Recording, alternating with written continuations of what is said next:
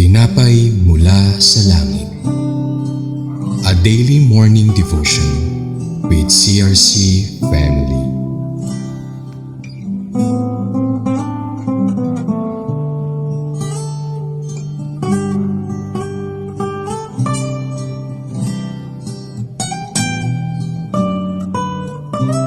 Isang mapagpalang umaga po sa lahat ng patuloy na sumusubaybay dito sa programang Tinapay Mula sa Langit, ang pang-araw-araw nating devotion sa salita ng Diyos. Ako po Sister Rotal Torrejos ng CRC Dasmariñas, Cavite Daughter Church. Sama-sama po nating pagbulay-bulayan ng salita ng Diyos. Tayo po ay manalangin bago tayo magpatuloy sa kanyang mga salita. Thank you, Lord, for this brand new morning. Be with us as we study your word. Talk to us, Lord, through your word and meet our needs. We give you back all the glory and honor. In Jesus' name we pray, Amen. Ang ating pong Bible text na babasahin sa umagang ito ay nasa Leviticus 22:1-3. Akin pong babasahin. The Lord said to Moses, "Tell Aaron and his sons to treat with respect the sacred offerings the Israelites consecrate to me, so they will not profane my holy name. I am the Lord. Say to them for the generations to come,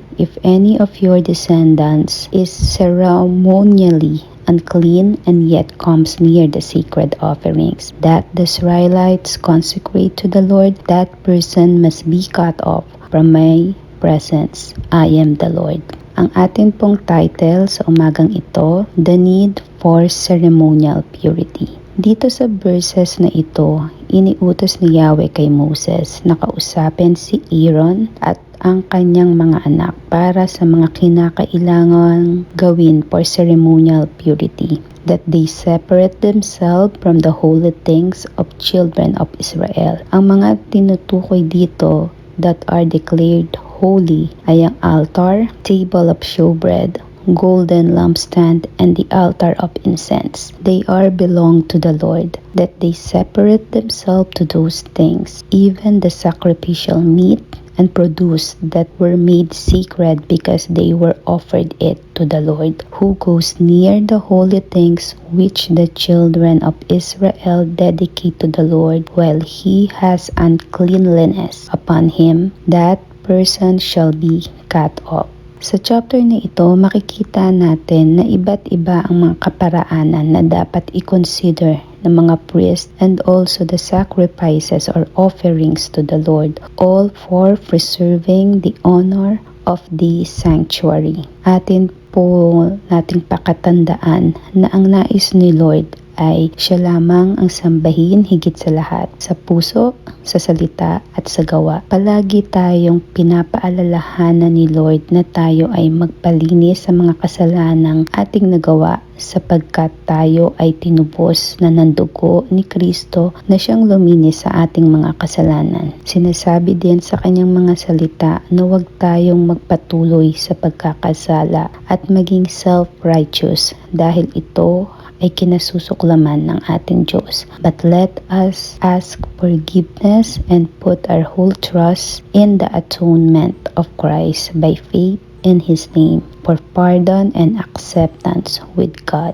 In our conclusion, in the New Testament, purity is about wholeness and beatitudes. Jesus used the word purity in a way that Christians often don't consider. There Jesus state, "Blessed are the pure in heart, for they shall see God." And we can see this in Matthew 5 verse 8. Jesus is not pointing to a sexual purity or even a moral purity. It is a soul and spiritual purity. Let us pray. Thank you, Lord, for bringing Jesus into our life. We are cleansed by His blood. May we be always reminded whatever is true and pure and lovely into your eyes are what matters most, not our own will. May you always give us a heart that is willing to listen and humbled by your word. We are thankful, Lord, for your word this morning, and we pray that this day may be filled with blessing in all aspects of our life. We lift up all the high praise and honor to you alone, our God. In Jesus' name we pray, Amen. Maraming salamat po sa inyong pagsama dito sa programang Tinapay Mula sa Langit. Muli po ninyo kaming subaybayan bukas sa ganitong oras, 5:30 ng umaga para sa pang-araw-araw na pagninilay-nilay ng salita ng Diyos. Malaya po ninyong i-share ang video na ito upang mas marami pa ang maabot at mapagpala ng salita ng ating Panginoon. Muli, magandang umaga and God bless us everyone.